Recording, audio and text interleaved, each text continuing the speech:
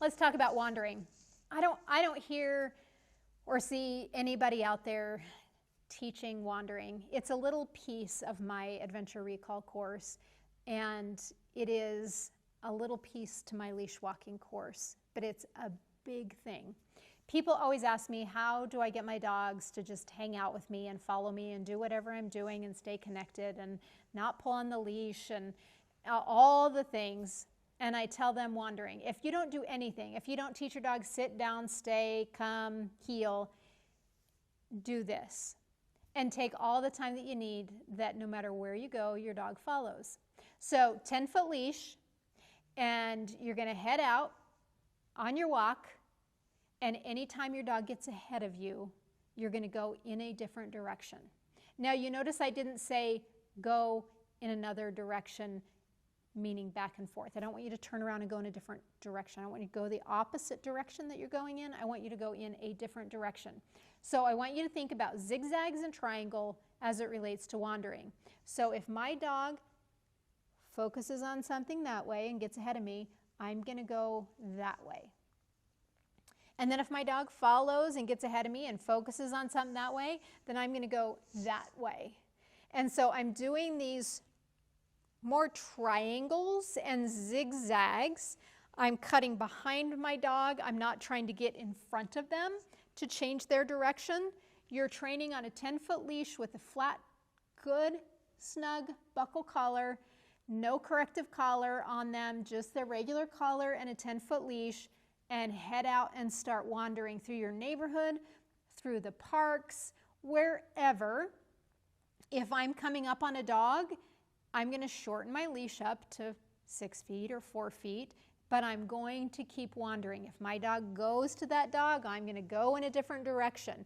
If they go sniffing and they're on a scent trail, I'm going to change directions, and I'm just going to go in a different direction. You can do this for hours if you want to. If you do it for 15 minutes a day, I can promise you, and I don't make a lot of promises in dog training because I can't guarantee what you're going to do, but if you give this 15 minutes a day of true wandering, when your dog disconnects from you, not pulling on the leash necessarily, just disconnects from you, then you typically, within about 2 weeks, you have a dog that's walking everywhere with you and doesn't leave you for people and dogs, as long as you put them in that scenario. Like, I can't wander around the ranch and expect that when I go into the city, a city park, that my dogs are not going to go after a dog or a person. I have to train in that scenario so that they learn we leave dogs alone, we leave people alone, we leave the rabbits alone, we leave the ducks alone. So you have to train in it. You have to wander in the scenarios and the places that you go in. I'm going to go wander at the kids' soccer game so that they learn not to chase the soccer balls. I'm going to wander, at the park so that when I'm walking, that they're not paying attention to other dogs and wanting to see every dog and pull me everywhere that I go. So you're going to train in the scenarios that you're going to be in, and you're going to wander. And for me, wandering can be the most relaxing and connective activity that you do with your dog. You can put your headphones in, listen to a podcast, and just stay centered. And whenever your dog disconnects, go in a different direction. And you'll find that your dog, all of a sudden, you're walking around the park or you're up on the trail and your dog is literally just hanging out with you, and you've done it. It took me one day, I wandered for about 3 hours.